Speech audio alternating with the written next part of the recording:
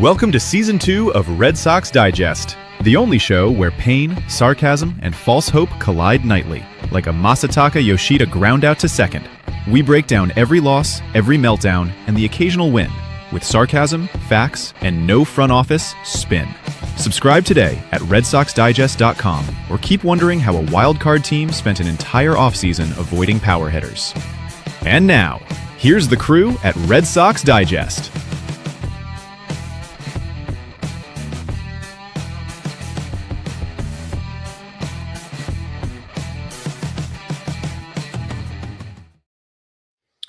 Good evening, sports fans, and welcome to another edition of Red Sox Digest. I am your host tonight, Jim Delfino. And folks, if you're wondering why I sound exhausted, it's because I just watched 3 straight Red Sox games against the Yankees, which is basically like binge watching a horror movie where the villain is wearing pinstripes and your team is just opening the door and inviting him in. And I'm the only guy who voluntarily sat through this entire series like it was some kind of sick loyalty test. At this point, I've shown more commitment to this team than John Henry has. John Henry is probably watching this series from his yacht like, weird, I thought we were competitive. Meanwhile, I'm sitting on my couch stress watching like I just watched the stock market crash. Joining me tonight is Nick Face. Nick, this guy hates this team so much right now, I'm pretty sure he tried to enter the transfer portal as a fan. I saw him on X earlier. I saw him on X earlier. He wasn't even tweeting. He was just filing emotional police reports. This guy is pacing around his house like a lunatic, arguing with ownership who cannot hear him, just screaming, spend money at the TV like John Henry's going to pop out of the screen like the Kool-Aid man. Joining us tonight is also John Martinello. John, the human rain delay, calm, collected, breaking things down like he's teaching a class, but even he's got to be losing it. You can only say fundamentals matter so many times before you realize this team doesn't even know what fundamentals are. At this point, John's probably diagramming a ground out like it's advanced calculus. And Thayer Doyle is with us tonight. Thayer, the most level-headed guy on the panel, which means tonight he's going to sound like a lunatic because even the calm guy breaks eventually. Thayer's over here talking about situational hitting like this team didn't just treat runners in scoring position like it was a haunted house. Let's get into it. Your Boston Red Sox just got swept at Fenway by the New York Yankees. Start spreading the news. Let me repeat that for the people all the way in the back. Swept at home by the Yankees. Game 1, you actually had a lead, and then the bullpen turned it into a gasoline fight. Up 2-1, feeling lucky. Bam, 4-run inning. Thanks for coming. Game 2, this one was even more fun. Down 3-0 before you even sat down with your beer. Ahmed Rosario hitting a 3-run bomb like he's Babe Ruth reincarnated, and the entire game was over in about 6 minutes. Game 3, this one was where you really should be pissed off because you actually had this game. You're up 2-1 after Marcelo Mayor's RBI double and Carlos Narvaez's bomb. Fenway got a little life, and you're thinking maybe, just maybe. And then the 7th inning happens, like clockwork. Single. Here come the Yankees, because of course they do. Cody Bellinger knocks in 2 like he's doing a charity event. Aaron Judge adds another, and boom, 4-2 Yankees. And let me ask the fans, why didn't Alex Cora bring in Whitlock at that point if he knew Bellinger was coming in? Needless to say, game over. And the response from the Red Sox? Absolutely nothing. No fight. No pushback. No, we're not losing this game. Just a quiet little jog back to the dugout like, well, we tried. You get a leadoff hit in the 7th, double play. 8th inning, nothing. 9th inning, 3 quick outs. Thanks for coming. That's the part that should drive you insane. They didn't get blown out. They got punched and just stood there. 3 games. You scored a total of what? 3 runs across 2 of them that mattered? You got outscored, outplayed, outclassed, and honestly, outcared. Can we talk about the offense? This lineup, it's allergic to big moments. Runners in scoring position, they treat it like it's radioactive. Oh no, we might score. We better strike out looking. Meanwhile, Giancarlo Stanton is out there turning back the clock like it's 2017. doubles, home runs. I don't even know if that home run landed yet. RBIs. This guy's looking like he's playing batting practice. And the Yankees, they didn't even need to be great. They just had to be competent. That's it. That's the bar. And the Red Sox couldn't even reach that. Ownership? Oh, yeah, we're going to go there because this is what happens when you build a team that's on a clearance rack. We like our guys. Yeah, which ones? The ones grounding out? The ones striking out? Or the ones watching the Yankees celebrate on your field? Fenway Park used to be a nightmare for opponents. Now it's like a vacation spot for the Yankees. Come on down. Great vibes, free wins. This wasn't just a sweep. This was a statement. And the statement was this: the Yankees are competing, and your Red Sox, they're just pretending. I've said enough. It's time for us all fans to face the facts. It's time for Face the Facts, where excuses get laughed out of the room, your feelings are irrelevant, and your opinion probably doesn't matter. No spin, no cope, just the facts. And now, your esteemed host, Nick Face.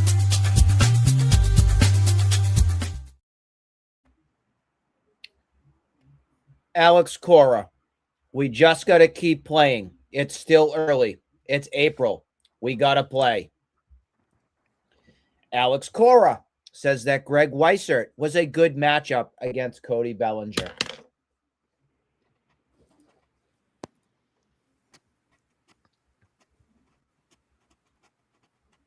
He said it. I didn't. How can we have any ounce of respect for this man anymore? He's worn his welcome out. I don't want to hear another word out of his mouth. I want him fired tonight. Tonight. I'm done. I said the Yankees were going to sweep the Red Sox in 3. I said it Monday night. If the Red Sox do not do something tonight or into tomorrow with this team,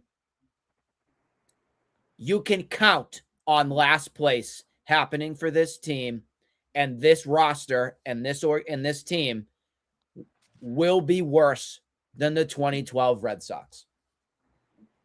I have more respect right now for what John Farrell went through as a manager. I even have a little bit more respect right now in what Bobby Valentine at least started things out with right now. This is unacceptable, atrocious, and it starts at the top. Yes, of course, it's ownership, but Alex Cora is the clown driving the little cart right now, the enabler. You aren't going anywhere with Mr. 500 anymore. You could even say Mr. Less than 500, meaning about a 500 record. Take away 2018. Alex Cora is not a good manager. Alex Cora is a player's manager, but there's no discipline. There's no nothing. There's no accountability. There's no getting better. It's just getting worse and worse and worse. Those are the quotes after tonight's game. How can any member of the media not laugh after those quotes that are said right there? Carlos Navarez even came out after the game, and he said, "You know what? I'm done with these. It's April. It's early quotes. We can't keep saying this anymore." But yet your manager, the leader of the pack, keeps doing this. I don't get it. What is he trying to protect? A bunch of bums? I don't understand it. Does he enjoy lying to people? I mean, I know this is what the MO is of the Red Sox, but when push comes to shove, us fans want transparency. We want to know that things are going to get better. We want to invest in a team that has a plan. We want to make sure that what we're watching or what we're rooting for or giving money to is worth the investment. This isn't worth it anymore. It's just not. I don't have any respect for anybody right now that even goes to Fenway Park. I don't know if you saw the story that came out this past couple days, but they're even selling Yankee merchandise in the merchandise in the shops. I mean, what are we doing? It's just an organization that doesn't care anymore. Why should fans care? We shouldn't. But here we are. We're chirping away, inventing, and doing what we can. I think people like us. I think that's why they watch us. I hope. Maybe they enjoy getting us laughing and doing that. I would hope so. Because it's getting really tiresome following a team that doesn't give two shits. I've said my piece. I'm an angry person this week, according to one of my kids in my program. No, I've been fine. If you hear it in my voice is pretty done. It's been a long week. I got one more day ahead of me, and I can't wait for the weekend. Now, Nick, look, you're absolutely right. It gets boring just ridiculing and ripping this team every night for things that they just cannot do right. And I'm not even talking about winning games. If you lost games that was competitive, at least you'd say, all right, fine. I'd rather watch a team lose 9-8 and have some offense than just lose 1-0, 5-0, 4-2, whatever it might be. That the way this offense runs, it's boring. There is nothing fun about this team, and it is the worst roster construction in my lifetime. And I thought I've already watched this movie years ago when we had last place finishes. I said the same shit, and our talks and our shows are about the same shit. I want to talk about stuff like, did you see, that the 2-1 pitch to Duran that he hit up for the home run was this or that, or there's none of that. There's no meat and potatoes to this team. It's all just nonsense. We should be talking about Peyton Tolley tonight, but we're not. I know we will, but that should be center stage, and yet it's not. Yeah, because this team sucks. That's infuriating right there. Peyton Tolley threw an outstanding game tonight, and yet here we are, swept by the Yankees, talking about piss poor managing, questioning decisions, because that's the Red Sox way. Screw that. Nick's Face the Facts is brought to you by the Fenway Lost and Found. Fenway Lost and Found, proudly recovering everything the Red Sox left behind this series, including runners in scoring position, basic fundamentals, and any sense of pride. Fenway Lost and Found, if you left it on base, you'll never see it again. And now I want to flip over to the Martinello Minute. And now the part they don't want said out loud. No spreadsheets or corporate spin, just the truth, raw and impatient. This is the Martinello Minute. I don't even know what to talk about tonight. Last pod I said the Sox were going to sweep, but even that was just out of haste. I think we all knew what we had coming after us this week. Game 1 sucked. Game 2 was just sad. And then tonight, I'm just left depressed. Peyton Tolley, shout out to you, dude. He comes out here, he strikes out the first 5 batters he faces. He has all the emotion that you could ask for. A team that lacks energy. This guy gave you everything he possibly could have tonight. Crowd was buzzing, and then this pathetic offense just does what they do. 4 hits. That's what you gave the pitcher that just came up here from Worcester, gave you everything he had. I'm just at a complete loss of words. The Red Sox struck out the Yankees 17 times today and still lost the game pretty convincingly. I'd go as far to say that Cam Schlitter didn't even impress me. I don't know if you guys can agree with that or not, but I've said it 1,000 times. The Red Sox have zero approach at the plate. Base is empty, runners on, it doesn't matter. You're going to get the same at-bats every single time. It doesn't matter who's up at the plate right now. They swing at pitches that are junk. They look at the pitches that are hittable. They bunt the ball to the dugout with 2 strikes. We've seen it all. Where do we go from here? Like, do you have to fire someone? Who do you fire? Who are you going to go sit out? Do you change the lineup again? Like, I don't have answers at this point. There's no prospects coming. There's no impact players coming back from the IL. There's nothing on the way that can make me say that this team's going to turn anything around anytime soon. They're flat, they're pressing again, and they're just unserious. And that, that's from the top down. The ownership and the front office sit back, they're going to relax, and they're going to say the same shit that we've heard night in and night out from them. This team just hasn't hit their stride yet. It's a good team. They're just not playing well. That's bullshit, and we all know it. Nick pointed out already the same post-game quotes from AC. He said it last night. Oh, we've got to be better.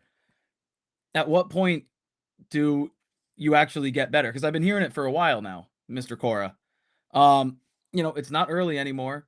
It's not about having to play better. It's just time to make a legitimate change to this franchise that, kind of stands everybody up and wakes at least a couple people up, because if this keeps on going on, listen, they're not going to get to 20 games under 500, but they're going to be just decent enough to where at the end of the season, nothing, they don't do anything that actually makes us as fans say, all right, shit, something's turning around and we're headed in the right direction. That's all I got. Yeah, I mean, a lot of valid points. I mean, it's just you want to think that something's going to happen, but make a statement. But I think ownership loves Alex Cora too much to do anything with him. And you know what? Like I said earlier, before we got online, if you fire Pete Fatsi tomorrow morning, or Andrew Bailey, or Jason Varitek, I mean, it's not going to change the personnel. It's not going to change the roster. There's just not enough talent there. I was talking to some other people before, and I said, this is the worst team in my lifetime. And another friend of mine was saying, well, 2020 was pretty bad. And I said, yeah, 2020 was bad, but you still had superstars. You had JD Martinez. You had Rafi Devers. You had something to watch. What am I watching over this 3-game series and over this season? I'm watching Caleb Durbin strike out or ground out, and he's got a 147 batting average. I'm watching IKF not be able to put down a bunt, or pinch bunting for a pinch hitting for Jaron Duran. I'm watching Marcelo Mayer make out after out after out.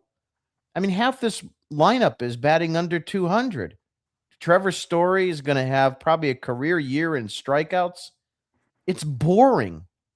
I'd rather watch paint dry. The Martinello Minute is brought to you by Yankee Celebration Tours. Yankee Celebration Tours now offering guided experiences around Fenway Park, where you too can celebrate on the Red Sox field like it's your own personal backyard. Book today and get a free souvenir, a Red Sox bullpen meltdown. Yankee Celebration Tours. Why win at home when you can play in Boston? And now it's time for the third strike. And now it's time for the third strike with Thayer.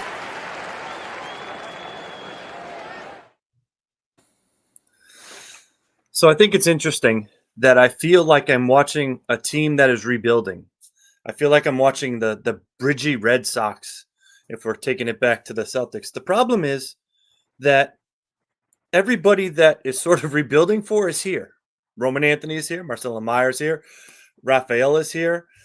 This team has all their kids up, but nothing else around them. And they're expecting all these kids to be megastars. And unfortunately, and I'm really starting to wonder that really of all of those people, how many of them are really going to be superstars? Because I do not trust the front office in their ability to differentiate the talent that they have. We've seen enough of this since they've traded Rafael Devers.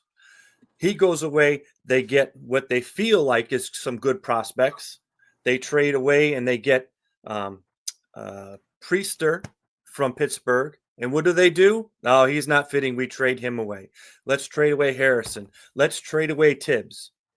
Yet they're keeping Marcelo Meyer, and Anthony is going to be a player. I think he's capable. And they keep Duran around long enough thinking that, oh, he's going to be something. They're just not all that good, like everyone has been saying. And I hold them accountable because they are incapable of playing well. And as we watched these games the last couple of days, the Red Sox had 13 hits in 3 games against the Yankees. And to John's point, did Schlittler pitch great today? To his standards, no, he wasn't. He was not getting ahead in counts.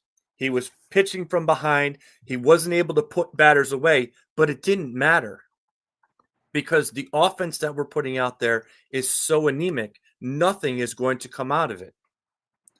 The other day, Fried just dominated this team. Like I said, 13 hits in 3 days.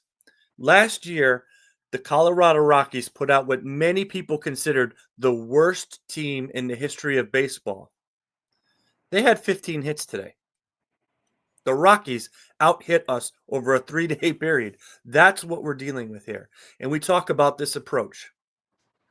They have no approach. Well, today they had an approach.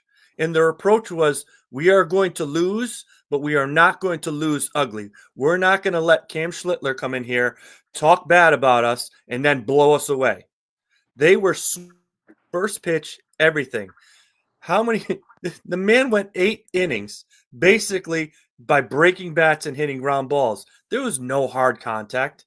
What we had, Mayer and Navarez probably had the 2 hardest hit balls of the day from the Red Sox standpoint, and that was it.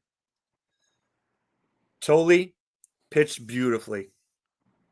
I have nothing negative to say about him. However, again, getting back to what I'm watching is a rebuilding thing, I want to see him do it the second start. We saw this last year against Pittsburgh. He was phenomenal against Pittsburgh. And then the next couple starts, he wasn't the same guy.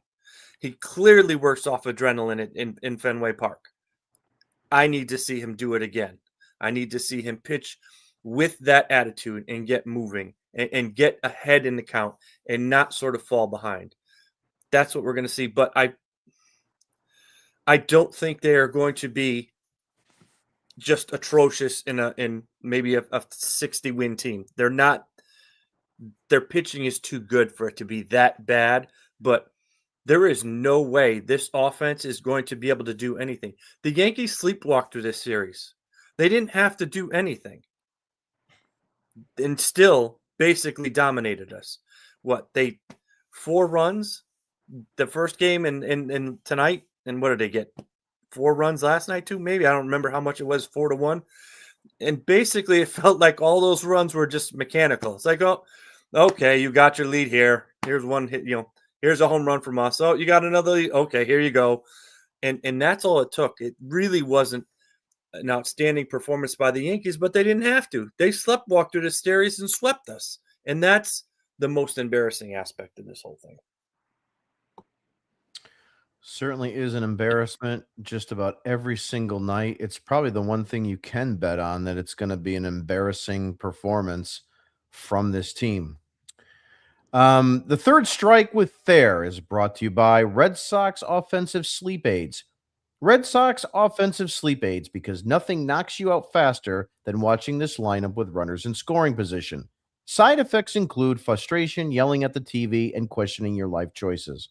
Red Sox Offensive Sleep Aids, stranding runners so you don't have to stay awake. I got just a couple talking points for today. The first one we'll obviously mention is probably the only thing that was positive. I know you guys have already started touching on it a little bit, was with Peyton Tolle. Actually came out dealing early on. He was shoving, striking out Judge, working clean innings, keeping the Yankees completely off balance. He even pitched out of trouble in the 4th with runners on, holding the lead when things could have unraveled. Through 5 innings, he gives you exactly what you want. Keeps it basically one mistake, the Chisholm homer, which I called at 6:30 p.m., by the way, and hands the bullpen with the lead. With this start, my question to you is, Tolle now going to have a spot in this rotation moving forward, or do you see him getting optioned? John, I'll start with you. Yeah, I mean, for the time being, he's got a spot in the rotation. Obviously, he's here because Sonny Gray is on the IL. But if this kid pitches, he doesn't have to pitch this type of game 2 more times. But, if we see 2 more quality starts from him before Sonny Gray comes off the IL, and say Bayo, his next 2 starts aren't great, Bayo's still got options. This team's at a point right now where you need the best people available and at your disposal. So, if Toley continues to pitch like a professional that he did today, and somebody else that has options isn't pitching up to the standard that they should be, I don't see any reason as to why Toley should be going back to Worcester. But if Sonny Gray comes back and everything's kind of going the way that it has, Bayo's pitching to the 4.5 ERA, I don't think that they're going to pull the trigger on that. So it remains to be seen. I'm just happy that he showed the type of pitcher that he can be today. Fair, similar question to you on whether Toley's going to maintain a spot in this rotation. The other part I'll add to that to just kind of stir the pot a little bit. What about a 6-man rotation when Gray comes back? They could go to the 6-man rotation, but again, all you're doing is taking away from your bullpen. Your starters are going 5 to 6 innings. You have no bullpen as it is. You're just going to tear those guys down even more. When you go with a 6-man rotation, it's because you have outstanding starters and you can afford to do these things. You have to platoon everybody on your team. You can't not have enough offensive players. So I don't see that happening. I think really totally being up here, I'm afraid it's going to require more superhuman efforts like tonight to keep him here. I think if he's just so like he was kind of at the end of last year, they're going to send him back down. They're looking at it's a financial thing. They're looking at keeping him around for as long as they possibly can without getting his clock going. So unless he is dominating to the point where there would be a revolt, I don't see him staying up here once Gray is healthy. Well, again, a lot of it is about service time. I don't know how many games he qualified for last season, which would be added to today in terms of his clock running from last season. We'd have to look that up. But, I mean, outside of signing him to an extension, which who knows if the Red Sox would want to do that, then it takes the service time and just throws it out the window. But I have to agree with you. I think that one of the biggest concerns last year with Toley was the secondary stuff. And you saw that because when he had that start in Arizona back last year, I mean, he was horrific, and we were expecting a gem, and he just couldn't put it together. And he looked, he got bounced around a lot in that start. Nick, same question to you on Toley. Essentially, is he have a spot in this rotation moving forward? Is this just going to be a cameo appearance? Your thoughts? What does it even matter? Here's where I'm going with this. You just wasted a friggin' start for him because we have no offense. So what the hell's the point? Mm-hmm. You don't have a major league team. You just don't. So I don't want to waste those bullets when something dominant that you just saw. This is a frickin' waste that was here tonight. It was a frickin' waste. I'm pissed. I'm sorry. You guys probably see it I'm pissed.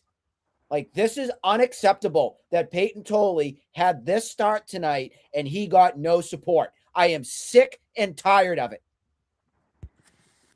Yeah. No, I'm not mad at you, Jim. No, I'm not mad at you, John. No, I'm not mad at you, Thayer. I am mad at this organization, and like a swarm of bees, I want to come at them right now. It is unacceptable for our fan base to sit here right now and to allow this to continue. Yeah, like I said before, it happens all the time. It happens all the time. It's absolutely boring. Every night you sit there and you watch this team because we're all lifers and we've been doing this forever, and it's every summer, and you're watching crap day in and day out. And I think the worst part too is that when you see bonehead mistakes made, like, Wilyer Abreu kicking the fucking ball around the outfield and, maybe allowing a Gold runner Glover, to may I advance. add you? Yeah, Gold Glover, Gold Fraud. there's one thing, if you want to look back, because I've talked to some other people on Twitter about this. For a guy that's won the Gold Glove, any ball that's on the ground when it reaches Abreu, he botches it around the freaking park. It's unbelievable. Look back at his games if you want to do it. So one thing I've noticed, he has at least 4 or 5 games a season where he's just throwing that ball around if it's a grounder, goes by him, everything. It's unbelievable. Moving to my next talking point for tonight, Alex Cora, I thought, made a bonehead move. 2-1 lead in the 7th. You've got some traffic on the bases, and Cora goes to Greg Weissert, my best friend in the world. Aaron Boone obviously counters, and he brings in Cody Bellinger off the bench. And of course, what happens? Bellinger rips a single. Yankees take the lead, and the game completely flips. My question, and I know you guys already mentioned this, but can we still call Cora a top-tier manager, or is he finally getting exposed when it really matters? Stop! You can't say that with a straight face. So shut up, Nick. I had to come up with this a couple minutes after the game was over, so work with me a little bit, all right? But the bottom line here, Jesus Christ, why didn't Cora bring in Whitlock? If you knew that Boone was going to counter with Bellinger, at least bring in a better weapon than freaking Weiss shit. Nick, I'll start with you. It's early, Jim. It's early. It's only April. Early. It's only April. What do you want me to say? These guys are good. They're good. I have full faith and trust. Weissert's just had a rough couple games. I did put up an interesting thing on my Twitter X. So if those of you are in the comments here, I actually really want to know. I have 4 boobs, not literally, but players that played for this lovely team over the years that were a part of our trash bullpen. I'd love a pair of boobs right now, but unfortunately, we're left with what we've got. Thank you. I'll try not to Bob Saget you all here tonight. But anyways, I want to know if it's Ryan Brazier, Matt Barnes, Greg Weissert, or Zach Kelly. If you're on a stranded island and you could only choose one that could somehow save you, who is it going to be? Depends which one you want to be the boat. It's a very interesting question. So I really hope you take to it. Nick, you can ask Matt Barnes because he'll be on the pregame show on Friday. I think it's Friday night. So, I mean, you can go ahead and ask him. He's going to be in the net. He's going to be in the Nesson Studios because that's what we do well. His backpack snapped at his head. Yeah, our ex-players becoming Nesson broadcasters is pretty much the strong point. Moving over but that's to my question I put over, so hopefully people can chime in because I despise them all, but I think probably Ryan Brazier would be my guy. Ugh. Because the Dodgers fixed him. That's the only reason I'm going there. They straightened out his crooked neck, and they finally figured out how to make him work. I might even have trouble with that one. I have trouble with the whole thing, Jim, but this is what we're at. I'm talking about fixing his neck. Oh, that's true. Farrah, what about your thoughts on Cora and the Bellinger at bat? In this situation, I think I would have liked to have seen Whitlock, but at the same time, I don't think it would have mattered. So he comes in, he gets the last out of the 7th inning. He's going to bring him back out to pitch the 8th inning, maybe. And then hopefully you have, Chapman to pitch the 9th inning. So you're going to try to get 7 outs out of those 2 guys. Yes, no, maybe so. You could probably, hopefully, string it across. But my guess is Weissert was going to have to come in eventually. He's either going to come into the 8th or the 9th inning, and then he's going to blow it up then. So it doesn't really matter. But from a game standpoint, the move was to go to Whitlock there. but my guess is he probably wasn't even up and ready to go because it kind of disintegrated on him so quickly. But I would have liked to have seen it, but at the same time, I don't think it matters whether you had Joe Torre, you had Tommy Lasorda, you have, anybody managing this team. No matter what strings you pull, they're garbage. And for Alex Cora's well-being, I do hope he gets fired because he is going to become a Philadelphia Philly manager 2 days after he gets fired by the Red Sox, and then there's a very good chance he's going to be hoisting a championship again. Well, I'll tell you right now, with the Phillies, what are they lost 9 in a row, something like that? It's a perfect time for them. If Cora gets fired, I don't think Dombrowski will be on the phone with him in about 2 minutes. John, your thoughts on Cora's move there, and what's your reactions? Yeah, I really don't get it. I mean, we saw it yesterday in the Ron Suarez start. Ranger. He's at 71 pitches in I think it was the 6th inning, and Cora pulls him with 2 guys on base and 2 outs. Granted, the Sox got out of the inning yesterday with no trouble, but the guys that you should trust on this team, you're not giving them the opportunities to succeed when facing adversity. Again, 100%, I would have been fine with going to Whitlock, even if it was just for that 1 out, and then you put in Weiser or whoever you want, Ryan Watson, whatever, in the 7th and 8th inning.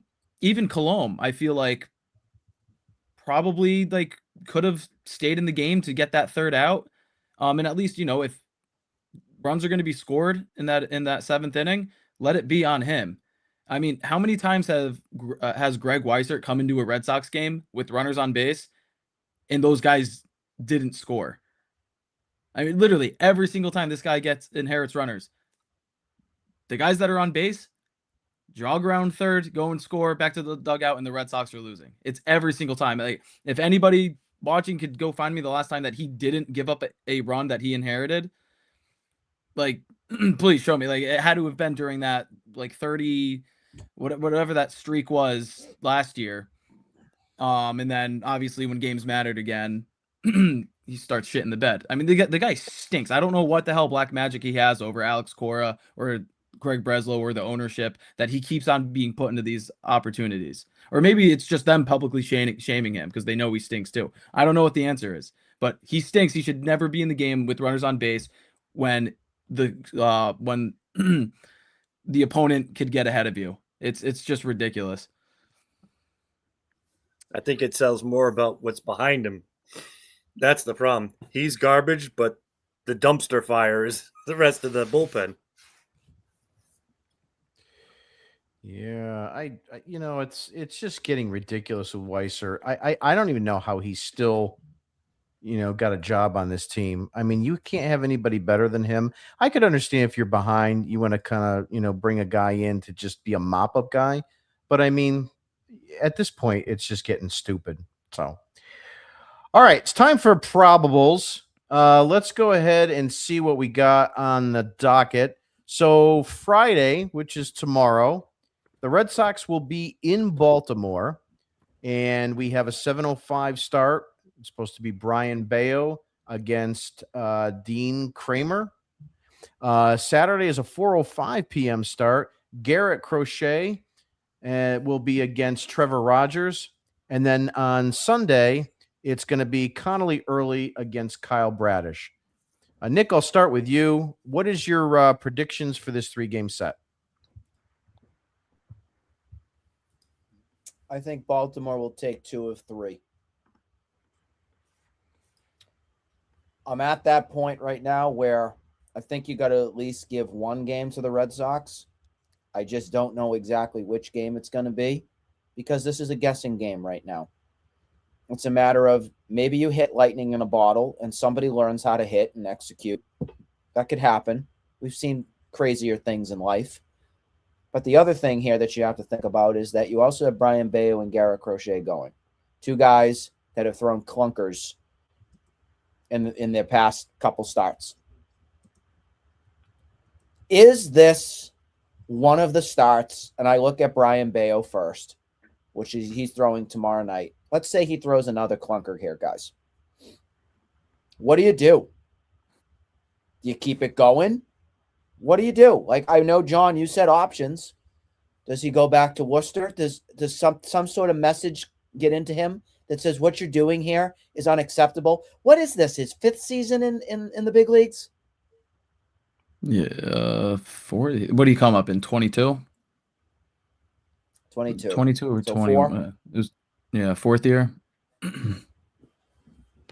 So what would you do? I mean, do you keep riding this out? Oh, he has a lot of potential. He's going to be good. Don't worry. Pedro's working with him. He's got a lot of promise here, guys. I'm getting sick and tired of it.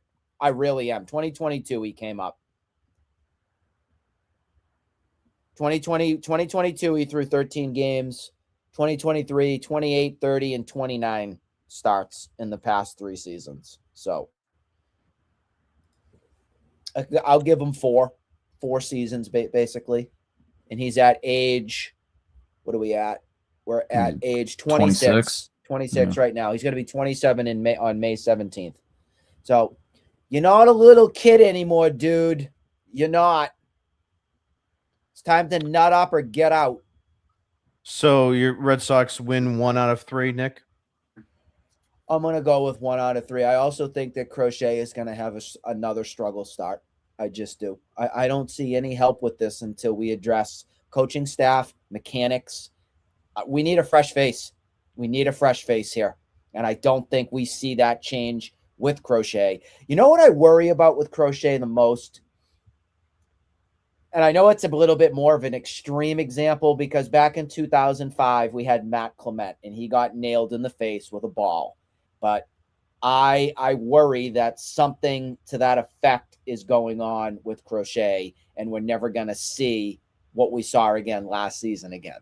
I'm worried a little bit because I don't have faith in the organization to get him back on track. That's where I'm at with that one. Fair, They're leaderless. Fair, your predictions for the Baltimore series in Baltimore. I'm going to say they win one of the 3, and I'm not sure whether it's going to be the Friday start or the Sunday start. From the pitching standpoint, I trust early, but looking at what the Orioles are going to be throwing at us, Kramer doesn't throw hard, but he's a guy that we can never seem to hit, but maybe we'll do something. I don't think we're going to win the Crochet start simply because no matter how well Crochet pitches, Trevor Rogers is, his superpower is he's left-handed. And that automatically means, Durbin and Montecchio and Kiner Falefa. So you basically have 3, you're playing 6 against 9 in that situation.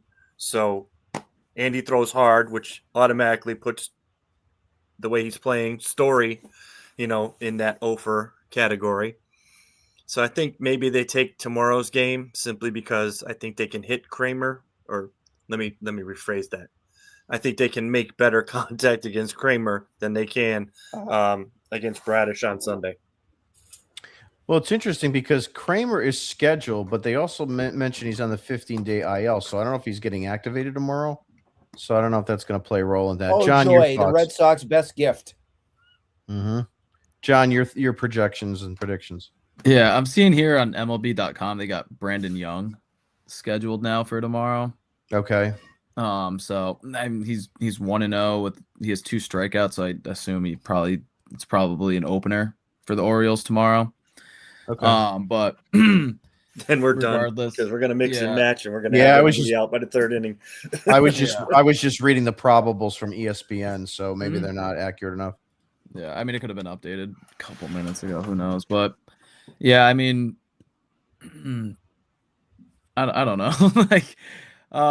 If the offense is going to score 3 runs in their next 3 games again, they're not going to win a single game. But one thing that I really liked about Crochet's last start, even though the wheels completely fell off the bus, his fastball went up about 10% from his season average. So hopefully he's kind of just going to revert back to that, version of himself that he was last year as a thrower instead of a pitcher. And, granted, they're facing Rogers, who I think he pitched against the Red Sox. He pitched in Fenway last year against the Red Sox, and I believe he went 7 shut. So, Crochet is going to have to be, a complete 360 from what he's been to win that game. Bayo tomorrow, I think, if the Orioles have an opener, I know their bullpen's not great. You should be able to score enough runs to win. So I'll give him tomorrow. What is that? Saturday. I'm gonna say loss, and hopefully I'm wrong on that. And then Sunday with Connolly early, versus Kyle Bradish. Again, it's a tough one because Bradish is, when he's good, he's a really good pitcher, and when he's bad, he's not a good pitcher. So I'm gonna go 2 out of 3. I'm gonna say they win tomorrow and win on Sunday. But again, Nick's already laughing at me. I just want to be positive, and I just really hope these guys back me up. I know a guy. What's so interesting about that prediction? It's so interesting about that prediction is that when would you have thought that you would have chosen 2 out of 3 for them to win, and it's not the Crochet start? Yeah, that's. I mean, that one's more, for me at least. That's more so just because that's the world we're on the other side of the mound. Yeah, that's just the world we're living in right now. That's the problem. So I'm going 1 out of 3. I think they can take one game here. I don't know which one it's going to be. It's either going to be the early or the Crochet game. If Crochet has a good game and people are going to be all geeked up thinking he's fixed, I expect it to last maybe one day, and then the next one probably may not be as good, but maybe all of a sudden have a turnaround game. I don't know, but it's either going to be that game or the early game. I have no faith in the Bayo game, regardless of who the starter is. I just don't. So we'll see how that goes. It's time for a little change in segment, but I'm going to start it off with today's Dugout Dipshits. And now it's time for everyone's favorite segment, the Dugout Dipshits. So today's Dugout Dipshits is any Red Sox Twitter fans that really think this team is going to make the playoffs. That's what I'm calling it. and this is the reason why, because it's math time. They need shock therapy, all of them. Yeah. So for all the mathletes out there, I want to go over John a few included things in this. Maybe. But Maybe. here's the bottom line. Red Sox at 9-16 coming into tomorrow's game, right? So a typical wild card is going to need about 88 wins, something like that. They had 89 last year. Red Sox have 137 games remaining. They have to go 80-57 the rest of the way. That's a .584 winning percentage. Now, keep in mind that their current winning percentage is .360, and they're going to need .584. So you're asking this team to do a complete turnaround, and that's a massive jump, not a tweak. Teams that have started out 9-16 typically will win around 75 to 80 games, and their playoff odds typically fall in the 5 to 15% range. So what are their real chances? Probably 10%. And that's assuming that the pitching stabilizes, the offense stops disappearing every night, there's no major injuries, and management doesn't wave the white flag by July and sell at the deadline. So keep that in mind, Red Sox fans, when you think that, there's still a chance. There's still a chance that, Santa Claus comes in July as well. Time for some comments. We will see what we got here from our listeners. Hanno's a regular on X. He says all they care about is lowering contacts or contracts before the CBA. I think you're right on that. Mr. Hamilton says hi to us. How you doing? Betty says, made it. YouTube forgot to notice you again. She loved Tolley and liked Durant's play and Maris hit. The rest, she's had it with them. I think we're all in agreement there, Betty. Austin says hi. Mathematically eliminate a worst lineup in the last 55 years. I think that's pretty close. I don't know a worse lineup. Austin asks, how are you? And Math says the lockout can't get here fast enough. Betty says a sweep was inevitable. And Michael says they will be lucky to be a 500 team this year. I think that's really like, and even if they are, like, you can't pat yourself on the back for that. You guys should play his and seek. I don't know what the hell that means, but I agree with the at least. Are you cranky? We're cranky about the Red Sox not being a good team. Yes, I am cranky. Janice asked, are you cranky?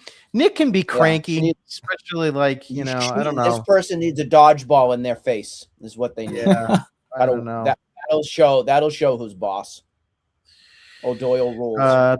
Toka says, guys sleeping in the bottom right. That's there. He's tired. He's got 3 kids, and that should tire you out right then and there.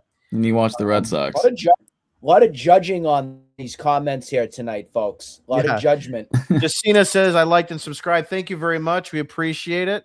Betty, I've given up and waiting to have the first pick in the draft. That's probably what they should shoot for. Finish last so we can get the first pick. They'll blow it. It's not worth it. Yeah, they blew it on Mara. They blew it on who's the other last first pick that was a waste too? It was a pitcher a few years ago. Yeah. I can't think of his name. Yeah, but they're going to take a left-handed hitting outfielder. Well, they need we're left-handed starter. It seems like that's all we got these days. Are you guys having a good day? We're having a great day. Michael says it's a boring team. Certainly is. Betty, again, will your slump is affecting his head, making terrible plays, especially in the outfield? Yeah, we talked about that bonehead play. He's really come down. He's lost 120 points on his batting average since his start, but he did the same thing last year. He starts off very strong, and then he fades. And, it's probably going to be a situation where they're going to find an injury again. It's his, I think as far as Willier goes, it's his bat. Yeah. Like or not just his bat, but if look at his swing from opening day and then look at his swing from, his past 30 at bats, it's gotten long again. And I think that's really the extent to it.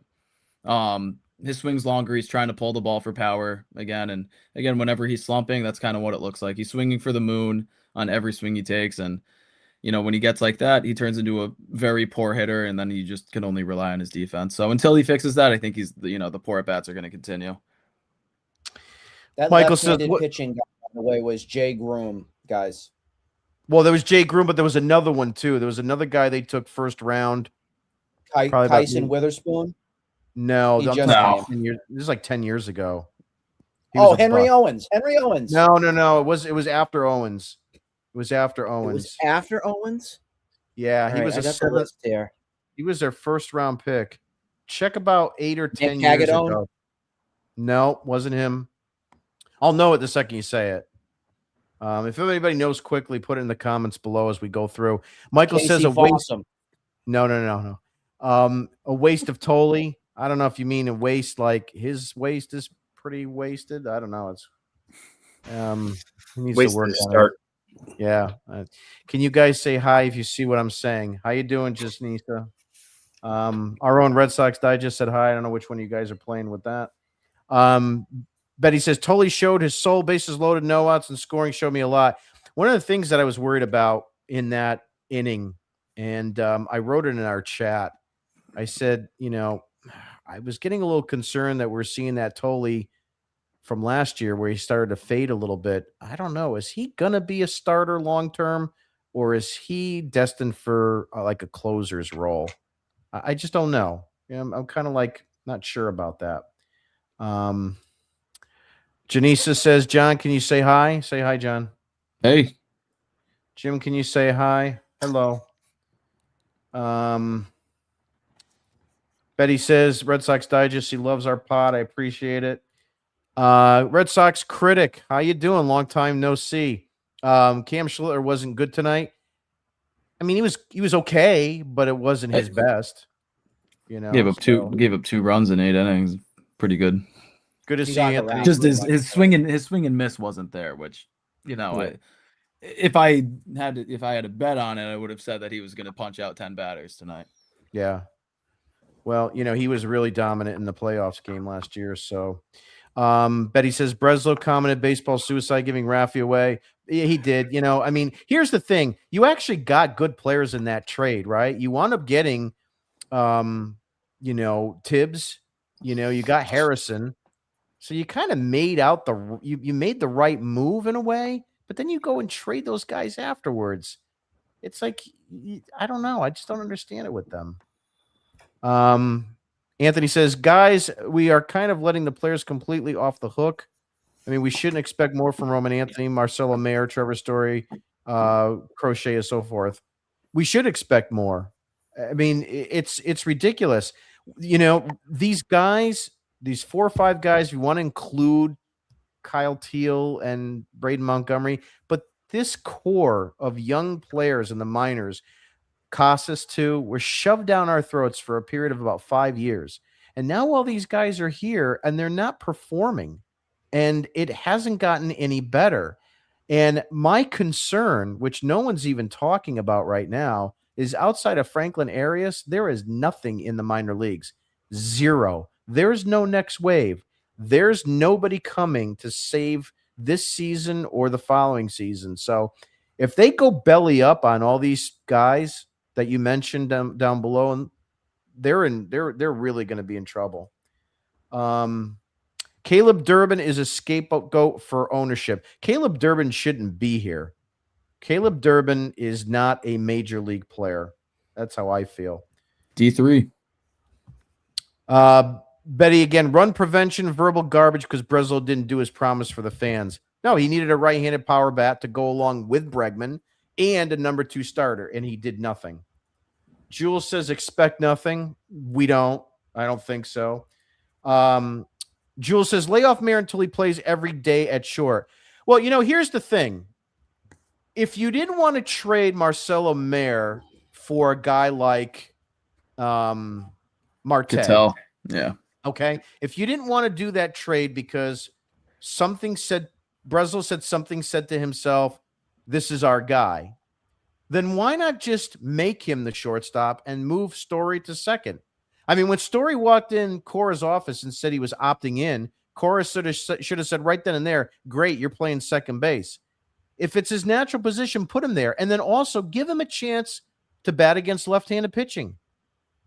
If you are keeping him here to be a platoon guy, you should have traded him. Michael says unfair to Anthony. Betty, again, Roman needs a mentor or he'll be ruined. He had one. I totally agree. He had Bregman. Now he's out partying at Loco clubs, right?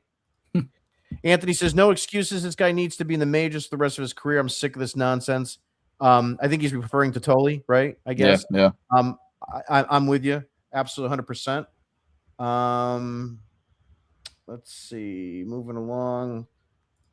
I've suffered since 19.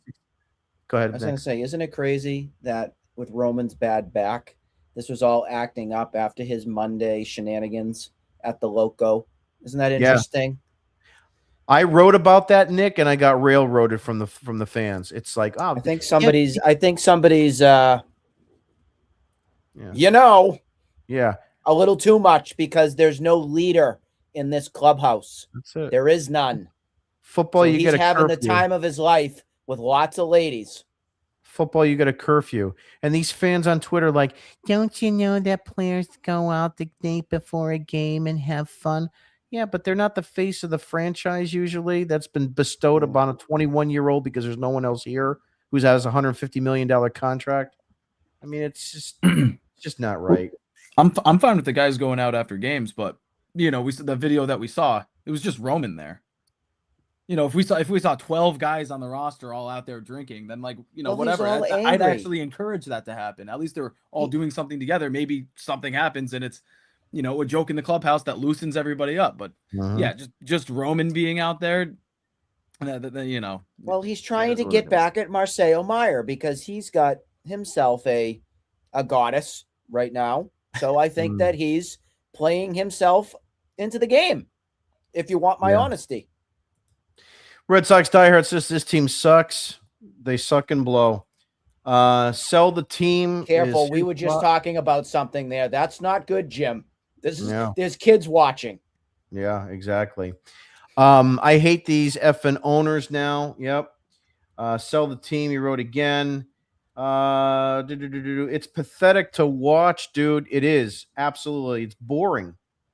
Anybody is better than Durbin. I think a cardboard cutout might do just the same, but just try to make it bigger than 5'6". Do you know he's 5'6", and for all the shit that we do give him for his height, Jose Altuve is 5'6". What a difference, though, in players, right? Unbelievable. That's what I am. You making fun of me too? No, I'm not. But Thanks. You don't play professional baseball and make millions of dollars. I could. Well, go for it. True. Let's see. Anthony Ronaldo, LSU, my alma mater. Yeah, it wasn't him. I'm not sure. Trey Ball. Trey Ball. Thank you. I knew as soon as you said it, that was the guy. What do I win? Nothing. You win a case of rice Cerrone, the San Francisco treat. Season tickets, Nick. And you also win a zero because I unsubscribed to the bastards. You also win a copy of the Red Sox Digest home game. Oh, great. Anthony says to that place, Lockout's pretty cool, but also the Lincoln across the street. I'm not quite sure what he meant there, but Jules said he wanted Cattell bad. I think we all did. You would have had a professional second baseman that could hit you 20 home runs and put him in the middle of the lineup, bat him second, something like that. It would have been great. But can you imagine if it was Roman, Cattell, Contreras, Abreu? Yeah, anything like that. if you had Bregman still, or if you had Cattell and you got Pete Alonso, you would have had a first 4 or 5 would have been a pretty decent first 4 or 5. And that's teams would have to game plan to pitch against you. Yeah. Last thing that we got, Red Sox diehard, no excuse for not replacing Devers' bat. Absolutely. That's going to do it for comments. Any closing thoughts? Nick, I'll start with you. 30 seconds. I think Pete Alonso is going to erupt in this 3-game series and remind us all of how piss poor our ownership is, and remind us that Craig Breslow is our GM. I think the star of the weekend will be Pete Alonso, and he's going to shove it. Fair. 30 seconds. Final thoughts. Strangely, a positive one. I am impressed with Duran's ability to come back, put some good at-bats together, and maybe become something of use, as opposed to the sort of the atrocious approach that he was taking earlier in the year. Yeah, I mean, there's definitely a complete change in his makeup at the plate. His hands, doing the toe tapping again and not the leg kick. So he's definitely worked on that, and it's showing. So we'll see how that goes. John, last Fatsy for it. Yeah, I'm sure he's the one. Where was he the first 30 games? John, your final thoughts for tonight. The day that the Red Sox stop thinking that Marcelo Meyer is going to explode on the field and they put him at shortstop, that's when I think that, this team's actually going to start moving a little bit. Maybe they'll start playing 500 ball. But I think Meyer's got to play every day. Anthony obviously has to play every day. They got to trade.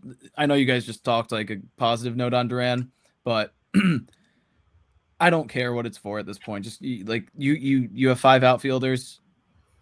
It's been 2 years that they've had a surplus of outfielders. You got to move somebody at some point. And again, to shake up the clubhouse, to change just the attitude that's walking into that clubhouse every day, you've got to change something. And, if it's moving a player that, that half the fan base hates and half the fan base loves, at least you're going to have a 50% approval rating on it. So, whether it's Duran or somebody else, even a break, like, I don't care who it is, but one of these outfielders that's not named Roman Anthony has to get off this team immediately. So, and, just waiting for somebody to break an arm or trip going down, walking down into the dugout and land on the 15-day IL. Not going to happen. So Well, you got- almost had it tonight with the Durbin Durant collision there. But yeah, they got to just get rid of one of these guys. These guys have to play every day that are on, that are meant to, or else we're just going to keep seeing this inconsistent nonsense. And don't forget too, you still have Christian Campbell looming in the minor leagues He's killing it this month. an I think outfielder. he's hitting close to 300 and he's pulling the ball. So well, if that's the case, they should bring him up and just throw him in a position and see what the hell happens, because this is getting stupid. Yeah. Last but not least, if you haven't subscribed to our digital newsletter at RedSoxDigest.com, please go ahead and do so. It's a free subscription. We also do take donations. So if you want to go ahead and feed us some of that cold hard cash that you've been saving up and keeping for a rainy day, please go ahead and donate as much as you can, as often as you can. Additionally, we do write articles each and every day. I'm the only one that does because I can't get any help. But I'm the one that does that. So after each game, I go ahead. We don't need a Durant comment, Nick. So we go ahead and send that out as part of your subscription. You get my rants every day based on the game before, and I'm sure tomorrow will be just as smelly as most of them are. Thair's also been working on the 1986 season when he can. So when those are posted, kind of give you a kind of preview and a recap of the Red Sox from the 1986 season. So we'll see how that goes. And then hopefully next year we might do the 2007 season, keeping in line with all of that. And then maybe we'll do the 1988 season, and then who knows? That's about it. Last but not least, if you also go to the website, you'll see the rules about how to get involved with our sweepstakes, Star of the Game sweepstakes. Anytime we are live that night, I will post this graphic earlier in the day, and all you have to do is comment who you think the star of the game will be for that night, and you will win at the end of the season. We'll tally up all the wins that you got, and you will win a $100 MLB shop gift card courtesy of Red Sox Digest. John, who was your star of the game tonight? Just give it to Schlitter. He deserves it.